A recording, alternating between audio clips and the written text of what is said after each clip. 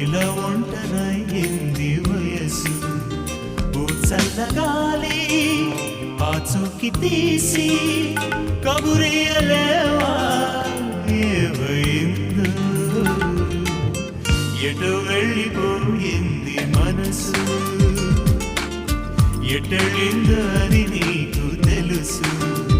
ఓ చల్లగాలి